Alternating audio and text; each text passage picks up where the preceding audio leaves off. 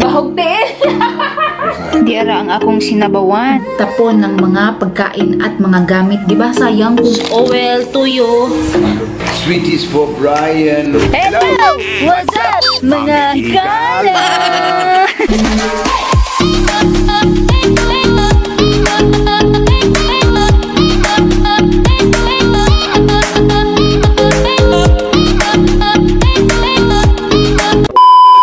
Kumustamos mga kahigalaan, amigas ug amigos? Today is another day na naman, no? Ngayon is magluluto na naman tayo. Ginoo ko, kanunay nga maglutaan ni atong intro, magluto. May prutas dito ba mga kahigala? Ayaw na ni Banana kumakain kasi daw hinog na ba? Ano na siya, lumoy. Ibibigay ko na lang dito sa hardinero ganyan kasi ako pag may mga pagkain na hindi namin makain, pero okay pa naman, ibibigay ko sa kanya. Ito oh, okay pa oh, di ba? Dalawa pa ang nakain namin ito. Ito pa siya nagdilinis ba? Yun oh. Binigay ko na. Hindi ako makapagkuha ng video kasi may iba kasi na ayaw nila. Baka magalit ba kuhaan ko ng video. Kagabi, naglabas ako ng breast chicken para lulutuin ko today. Kaso, pagising ni Banana ngayong umaga, natignan niya yung breast chicken na maraming umigas, no? Som ba na? O sa English pa ants. Yung maitim ba, pinatapon niya dahil ayaw niyang kumakain na may marami ng som. Oh so my sabi God. ko, pwede ba naman yan i-boiled ba? Tapos ihugasan, di ba? Pero ayaw niya. Pinatapon niya mga kahigala. So, medyo na ano ako ba? Naglalis kami saglit kasi ayaw ko talaga magtapon ng pagkain. Tapos ngayon sa prutas naman, nakita niya, sabi niya ibigay mo na lang to or itapon. Sabi ko wag nitong itapon, uy sayang. Kasi minsan kasi may mga pagkain kaming hindi kinakain na, pero okay pa naman. Para hindi masayang, ibinibigay ko talaga sa hardinero mga kahigala kasi itapon, no? So yun, naglabas na lang si Banana ng isda. Pero medyo gahi pa man siya mga kahigala kasi nga ngayon pa nilabas. Prito ko lang yan. Tapos yung ulo is sasabawan ko na lang. Ang ako ng rice. Iuna ko muna tong rice. 1 cup lang ang aking dungag mga kahigala. Kaya namin salin kahapon oh. Tapos yung isda is ito na. Lagyan ko na ng asin, pepper. Lalagyan ko din yan ng toyo.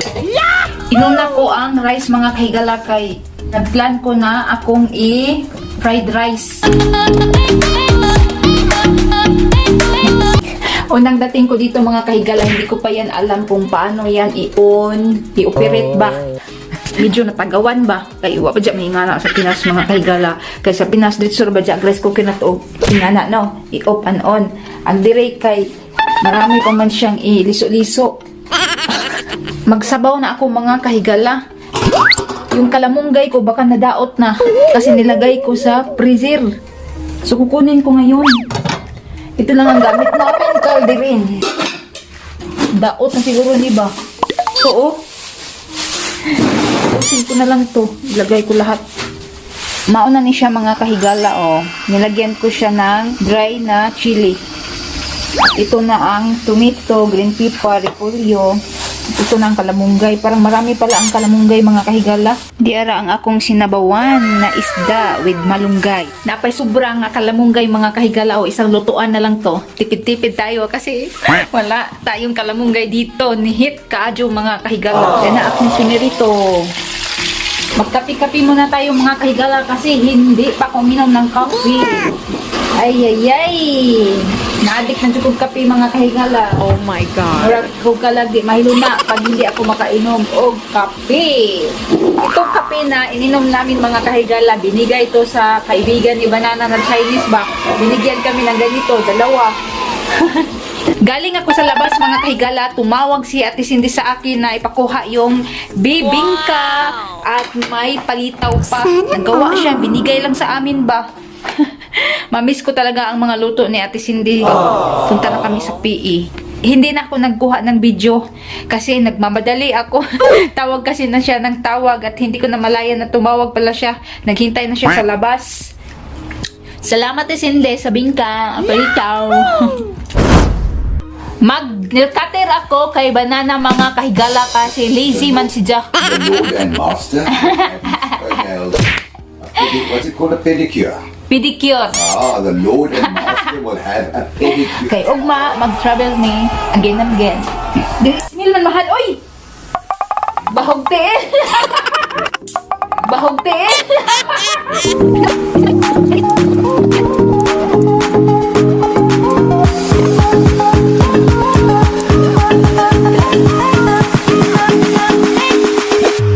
Pilingon mga kahigala. Pipijong-pijong si Banana mga kahigala. Eh. I'm in heaven. Eh. I'm in heaven and I don't know why.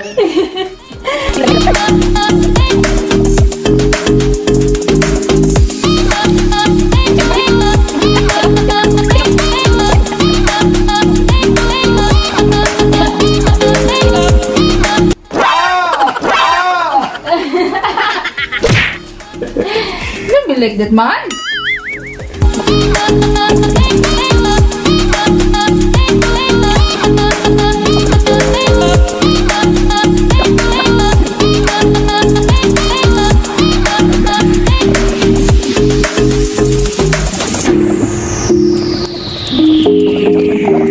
$75 later. Gahapon pa mi na uli mga kahigala gikan sa biyahe no 3 days kami doon at hindi na ako medyo nakapag-vlog doon kasi nga busy ako at si Banana tapos walang time kabalo na mo mga kahigala no basta work ka is focus ka talaga sa trabaho mo tapos hindi din allowed doon na mag sigigdot-dot while nagtrabaho-trabaho. So ngayon may ipapakita ako sa inyo kasi kumuha ako nga doon saglit ng video para ma-update ko kayo ba kaunti. Ang amo ni Banana mga kahigala is nagtapon ng mga pagkain at mga gamit mga kahigala. So ngayon ipapakita ko sa inyo. Mga noodles, mga spaghetti, tapos may macaroni pa, at ito pa. Yan, naitaparan, naikutsilyo, mga tissue, cooking sauce, oil, tuyo, daghan. And then, mga ditol. Yan, ang dami sabon para sa CR maglimpyo. Napay silhig o, di ba nakalibre tapos may bugas pagajud nga pataban ang sudlanan. Og planggana og kaha tapos napay luwag. Naasad sikad-sikaran mga kahigala o. Sayang din og ilabog nino magamit ni naho kay ang usa nga sikad-sikaran is kang Banana to. So may dalawa na kami. Sweeties for Brian. Busy si Banana mga kahigala o. Kasi galing kami nag-inventory kahapon. Bago kami uuwi, nag-ano muna siya, nag-check muna siya. Hello! So, nandito kami sa stock room. While naghuwat-huwat ako ni Banana is, syempre, nagpa-cute ako sa inyo. Yan, update din, kaunti. Mauna ni imong mga karga, mga kahigala, o, kay, di ani, abot naman may. So mo ni sud ni sa among likod sa among sakjanan taon. Ida jud na mo way pagduha-duha. Bit-bit jud oy kay madyo na lamang na magamit na mo diri ah.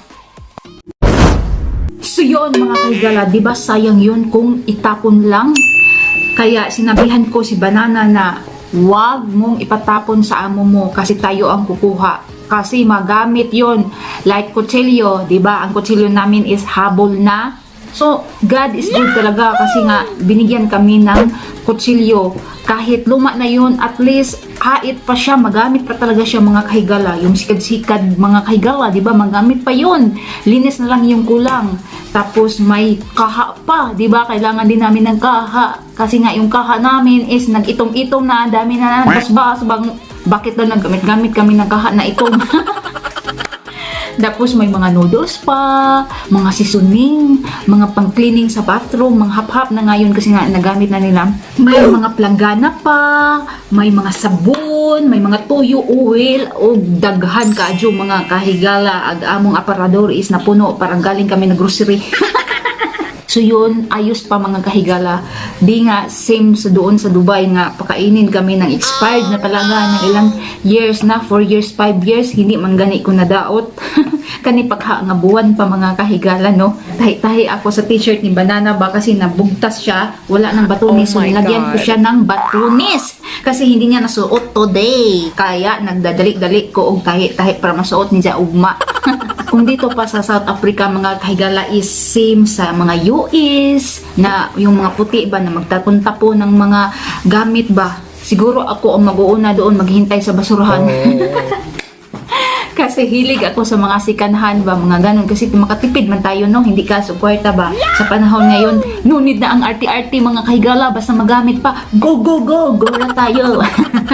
O mga ingana ta isin raghapon tagluganan juta rata paingon. Mapobre man og madato, diva. Mao nang ang mga sosyalera din ha, hinay-hinay na muglayat bisay. Dito mga kahigala, oy joke-joke lang kod ba? Binuang sad panagsa ba kay wa ba ko meaning atong vlog ug arang ka serious ra pud panagsa no kay mura mag-boring, boring. So ipakita ko sa inyo mga kahigala ang among kabinet or aparador tanawa ang puno ah. Oh, mauni sila mga kahigala. 'Di ba? Medyo daghan-daghan pud oy. Yeah, mga tuyo, mga mga hap-hap na lagi sila. Yan, yung spaghetti, Colgate, mga noodles. Baka matinga kayo mga kahigala ba na kung bakit puro Chinese ang mga gamit, no? Mga tatak-tatak ba sa mga noodles, ubang pa. Kasi ang amo ni Banana is Chinese inchik wakang. Inchik wakang. Mangutot malibang. So, that's all for today mga kahigala. Yan lang ang aking masishare kasi nga wala kaming masyadong kaganapan again. Be patient, be humble, be simple sa buhay para always happy.